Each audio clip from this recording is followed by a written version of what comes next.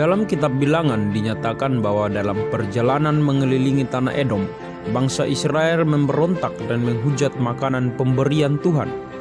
Akibatnya Tuhan menghukum mereka dengan ular-ular tedung yang memagut mereka. Lalu Tuhan menyuruh ular-ular tedung ke antara bangsa itu untuk memagut mereka, sehingga banyak dari orang Israel yang mati.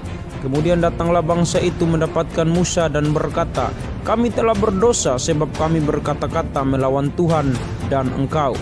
Berdoalah kepada Tuhan supaya dijauhkannya ular-ular ini daripada kami."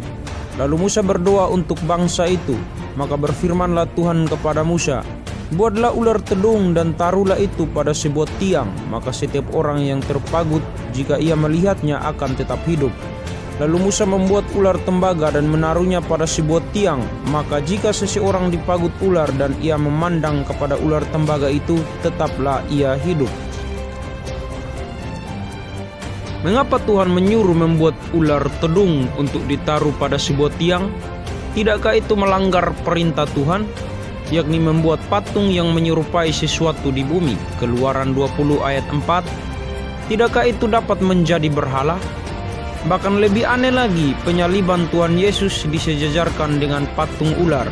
Rasul Yohanes mengatakan demikian. Dan sama seperti Musa meninggikan ular di padang gurun, demikian juga anak manusia harus ditinggikan, supaya setiap orang yang percaya kepadanya tidak binasa, melainkan beroleh hidup yang kekal. Banyak orang tidak mengerti hal ini. Sebenarnya ular tembaga adalah tipologi Kristus, melambangkan dosa yang telah ditanggung dalam Tuhan Yesus yang ditinggikan di kayu salib. Nabi Yesaya pun telah menubuatkan juru selamat sebagai berikut. Tetapi Tuhan telah menimpakan kepadanya kejahatan kita sekalian. Yesaya 53 ayat yang ke-6. Rasul Paulus juga menjelaskan penebusan Kristus telah menanggung dosa kita. Dia yang tidak mengenal dosa telah dibuatnya menjadi dosa karena kita, supaya di dalam Dia kita dibenarkan oleh Allah. 2 Korintus 5 ayat 21. Sekalipun ular tembaga itu pada awalnya merupakan benda sakral yang dikhususkan, yang dipakai Tuhan untuk menyelamatkan bangsa Israel, tetapi setelah disimpan turun-temurun, benda itu kemudian menjadi berhala dan diperlakukan sebagai penyelamat.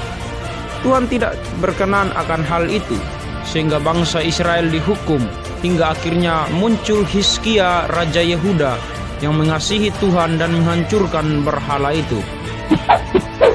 Dialah yang menjauhkan bukit-bukit pengorbanan, dan yang meremukan tugu-tugu berhala, dan yang menebang tiang-tiang berhala, dan yang menghancurkan ular tembaga yang dibuat Musa. Sebab sampai pada masa itu orang Israel memang masih membakar korban bagi ular itu yang namanya disebut Nehustan. 2 Raja-Raja 18 ayat yang keempat.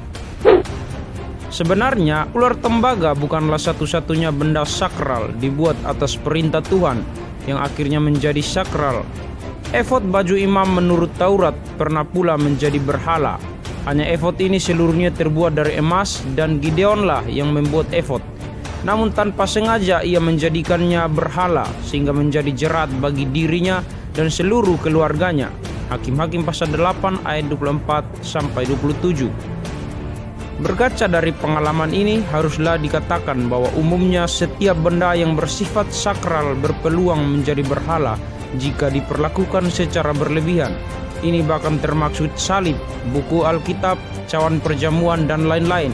Bahkan gedung gereja pun bisa menjadi berhala jika itu lebih diutamakan daripada Tuhan.